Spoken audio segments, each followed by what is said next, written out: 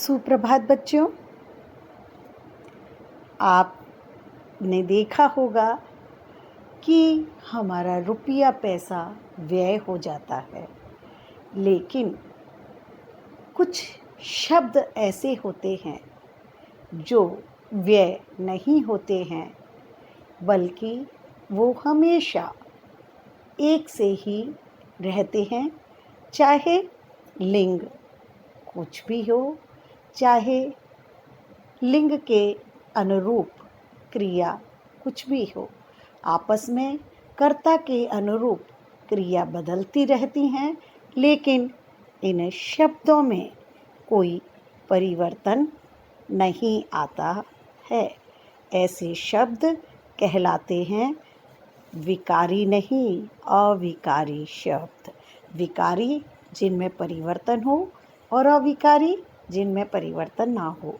ये उदाहरण देखिए, वह धीरे धीरे लिख रही है। अब दूसरा उदाहरण देखिए, वह धीरे धीरे पढ़ रहा है। बच्चों, हमने देखा पहले उदाहरण में वह स्त्रीलिंग करता है जिसके अनुरूप क्रिया आई है और धीरे धीरे शब्द का प्रयोग हुआ है। हम दूसरे वाक्य में देख रहे हैं, वह पुल्लिंग करता है और इसके अनुरूप क्रिया हमारी पुल्लिंग हो गई है, लेकिन धीरे धीरे शब्द इसमें भी ज्यों की त्यों है। अर्थात कहने का तात्पर्य है कि कुछ शब्द जो परिवर्तित नहीं होते हैं, कर्ता क्रिया के अनुरूप हमेशा वैसे ही रहते हैं, उन शब्दों को हम अव्यय कहते हैं। अब आगे देखिए, अव्यय का शाब्दिक अर्थ।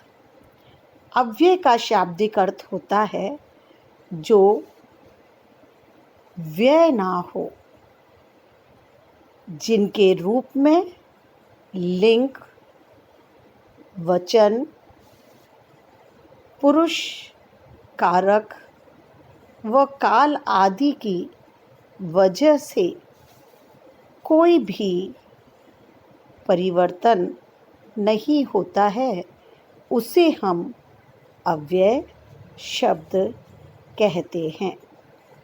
अव्यय शब्द हर स्थिति में अपने मूल रूप में रहते हैं। इन शब्दों को हम अविकारी शब्द भी कहते हैं। अविकारी, विकारी यानी जिनमें विकार ना हो, ऐसे शब्द हैं। उदाहरण देखिए, ऐसे शब्द हैं धीरे, ऊपर, तथा, क्योंकि आदि। इस परिभाषा के माध्यम से हमने जाना कि अविकारी या अव्यय शब्द वे शब्द होते हैं जिनमें लिंग, वचन और पुरुष कारक काल के कारण परिवर्तन नहीं होता है। ऐसे शब्दों को हम अविकारी शब्द कहते हैं। आपने पिछले उदाहरण में देखा, पुल्लिंग करता था, कर्ता के अनुरूप पुल्लिंग क्रिया थी, लेकिन धीरे धीरे शब्द ज्यों की त्यों आया। इसी तरह स्त्रीलिंग करता था, पहले उदाहरण में स्त्रीलिंग क्रिया थी, लेकिन धीरे धीरे अव्यय या अविकारी शब्द ज्यों की त्यों आया। जिन शब्दों में परिवर्तन लिंग, वचन, कारक और पुरुष के अनुसार नहीं होता है, उन्हें हम अविकारी या अव्यय शब्द कहते हैं। अन्य उदाहरण और देखिए, हम देखते हैं निधि बहुत काम करती है। इसमें हम देख रहे हैं जो हमारी क्रिया है वो स्त्रीलिंग है और निधि स्त्रीलिंग शब्द है। दूसरे वाक्य में देखिए, राजेश बहुत हंसता है। यहाँ राजेश पुल्लिंग है, क्रिया पुल्लिंग है, लेकिन इस वाक्य में भी बहुत का प्रयोग ज्यों की त्यों हुआ है। अगला वाक्य देखिए, दिव्येश और चिराग बहुत घूमते हैं। यहाँ दिव्येश और चिराग बहुवचन के शब्द हैं, क्रिया बहुवचन है, लेकिन इस वाक्य में भी हम देखेंगे कि बहुत शब्द हमारा ज्यों की त्यों है। अब देखिए चौथा वाक्य, मुझे आज बहुत खुशी है। इस वाक्य में खुशी स्त्रीलिंग शब्द है, स्त्रीलिंग की क्रिया है, लेकिन बहुत ज्यों की त्यों है। कल मीरा बहुत खुश थी। मीरा स्त्रीलिंग है, क्रिया स्त्रीलिंग है, लेकिन बहुत ज्यों की त्यों है।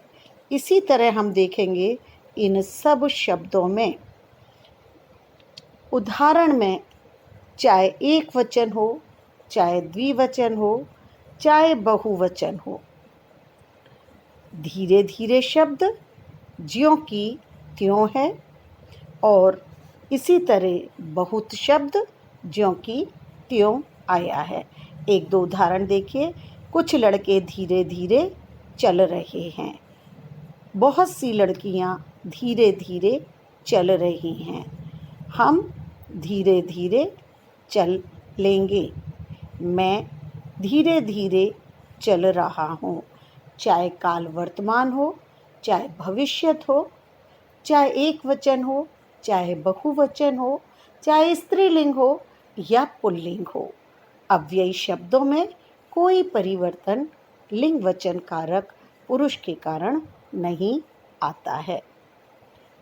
अव्ययी शब्द कौन कौन से हैं? अभी हमने देखा धीरे धीरे, बहुत। इसके अलावा ये देखिए, ये सब हमारे अव्ययी शब्द हैं। और, तथा, अथवा, या, वा, आहा, आह।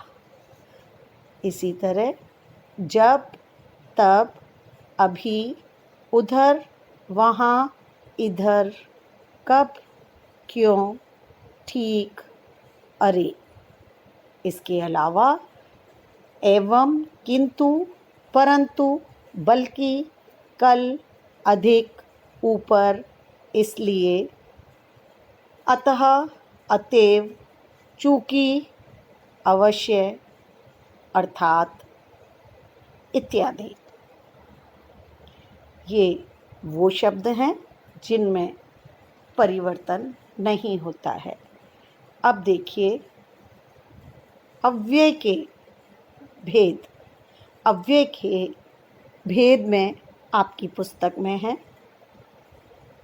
क्रिया विशेषण, संबंध बोधक, समुच्चय बोधक, विस्मयादि बोधक, और इसके अलावा कहीं कहीं आपको निपात अव्यय का भी प्रयोग देखने को मिलेगा। अब हम इसके पहले भाग क्रिया विशेषण का अध्ययन करेंगे। क्रिया विशेषण, जैसा कि शब्द से अर्थ विदित हो रहा है, क्रिया और विशेषण ऐसे अविकारी शब्द जो क्रिया के पहले लगकर क्रिया की विशेषता बताते हो, वो शब्द क्रिया विशेषण कहलाते हैं। परिभाषा देखिए, क्रिया विशेषण का अर्थ है क्रिया की विशेषता बताना, अर्थात क्रिया की विशेषता बताने वाले शब्दों को हम क्रिया विशेषण कहते हैं। अब ध्यान से इस उदाहरण को देखिए। प्रातः हमें हरियाली के चारों ओर घूमना चाहिए। इस वाक्य में घूमना क्रिया है और घूमना के पहले चारों ओर शब्द का प्रयोग हुआ है, जो इस क्रिया की विशेषता बता रहा है कि हमें कैसे घूमना चाहिए, चारों ओर घूमना चाहिए। ये हुआ क्रिया विशेषण। आगे देखिए, क्रिया विशेषण का और विशेषण का अंतर। आपने पिछले पाठों में पढ़ा है कि विशेषण क्या होते हैं, जो संज्ञा सर्वनाम की विशेषता बताते हैं। और आज हमने क्या पढ़ा, क्रिया विशेषण क्या होते हैं, जो क्रिया की विशेषता बताते हैं। इनके अंतर को देखिए और परिभाषा जानिए कि इनका प्रयोग हम कहाँ करते हैं। अनेक विशेषण शब्दों का प्रयोग क्रिया विशेषण के रूप में किया जाता है। विशेषण प्राय शब्द संज्ञा से पहले लगते हैं, जबकि क्रिया विशेषण क्रिया से पहले लगते हैं। अब इन दोनों उदाहरणों को देखिए। आम मीठा फल है। मीठा, ये किसकी विशेषता बता रहा है? ये आम की विशेषता बता रहा है, इसलिए ये विशेषण है। अब ये देखिए, कोयल मीठा गाती है। गाना क्या है? क्रिया है। और कोयल कैसा गाना गाती है? मीठा, यानी मधुर स्वर में गाना गाती है।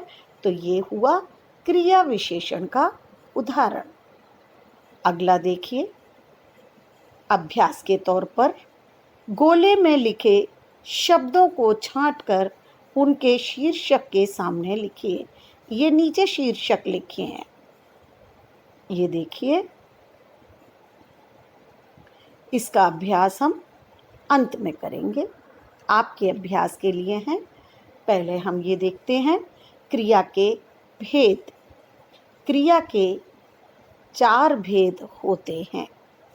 पहला है कालवाचक क्रिया विशेषण, दूसरा है स्थानवाचक क्रिया विशेषण, तीसरा है परिमाणवाचक क्रिया विशेषण और चौथा है रीतिवाचक क्रिया विशेषण। आइए अब हम इनके बारे में विस्तार से जानें। कालवाचक क्रिया विशेषण। कालवाचक, काल क्या होता है?